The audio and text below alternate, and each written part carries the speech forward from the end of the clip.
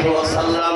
তার মানে হলো আল্লাহ পাকের কোরআন এবং হাদিস এই দুইটা জিনিস যার জিন্দেগির মধ্যে আছে, যার হাতে আছে, তাকে শয়তানে কখনো ধোঁকা দিয়ে তাকে বোকা বানাতে পারবে না। সুবহানাল্লাহ।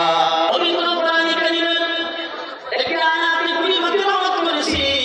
আল্লাহ তাআলা পবিত্র কোরআনে কারিমের মধ্যে বলেন, মানুষ যখন জান্নাতের মধ্যে যাবে, জাহান্নামীরা জাহান্নামের মধ্যে যাবে। আল্লাহর নবী সাল্লাল্লাহু আলাইহি ওয়াসাল্লাম হাদিসে বলেছেন, তাফসীরের মধ্যে হযরত ইবনে আব্বাস রাদিয়াল্লাহু আনহু বলেছেন, জান্নাতীরা জান্নাতের মধ্যে যাবে, তারা বলবে, আল্লাহ আমরা দুনিয়ার মধ্যে যাদের সাথে উঠা বসা করেছি, বাজার মার্কেট করেছি, যারা আমাদের বন্ধুত্ব ছিল, তারা আজকে আমরা তাদেরকে জান্নাতের মধ্যে দেখতে পাচ্ছি না। বলে আর ইশারা বলবে, তারা তো জাহান্নামের অধিবাসী হয়ে গেছে।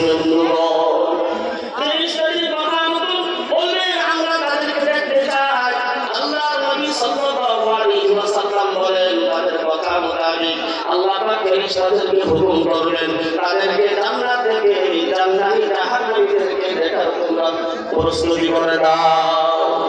ওরা আমাদের আমাদের ভাষায় জান্নাত এবং জাহান্নামীদের মাঝখানে ধ্বংস হবে, তারা আলোচনা করবে। কোরআনে কারীম সাক্ষী দিয়েছেন, ফি জান্নাতি ইয়াতাসাআলুন। একটু জোরে বলুন সুবহানাল্লাহ।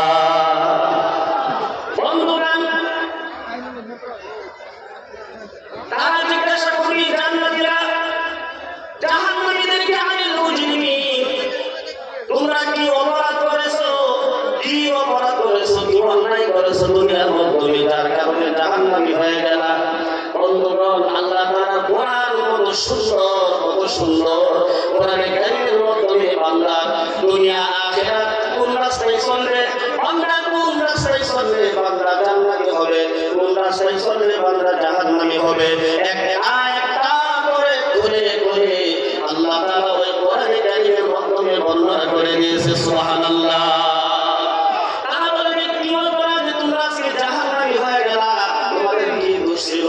তারা বলবে, আনিল মুজরিমিন মা সালাকাকুম ফি সাকার, যে কারণে জাহান্নামী হয়ে গেলা। তারা বলবে জবাবের মধ্যে, আমরা দুনিয়ার মধ্যে চারটা কাজ করার কারণে আমরা আজকে জাহান্নামী হয়ে গেলাম। কয়টা কাজ আমরা করব? কয়টা গো?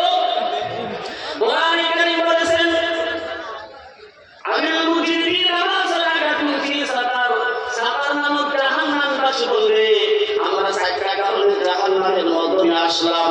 তারা নিজে জবাবে বলবে, এক নাম্বার কারণ হলো ক্বালু লাম নাকু মিনাল মুসাল্লিন।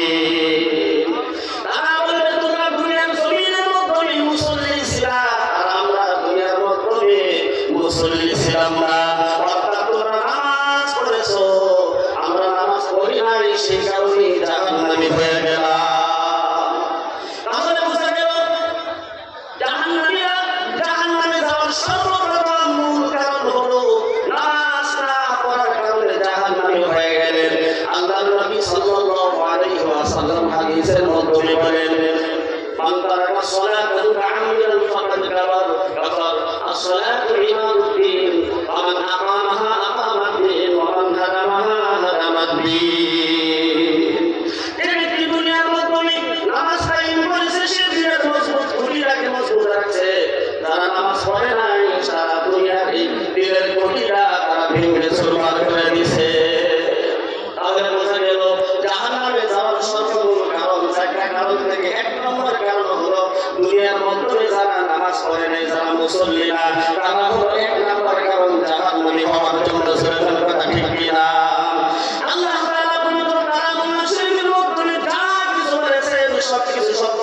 জাহান্নামবাসীরা বলবে, আরে তোমাদের সাথে আমরা হোটেলের মধ্যে বসে একসাথে চা খাইছি, আমরা তোমার সাথে বিজনেস করেছি, ওঠা বসা করেছি, গায়ের মধ্যে একত্রিত হয়ে আমরা ছিলাম, কিন্তু তোমরা নামাজি ছিলাম, আমরা বেনামাজি ছিলাম। তোমরা নামাজ পড়েছো, আমরা নামাজ পড়ি নাই, তোমরা মুসল্লি, আমরা মুসল্লি না,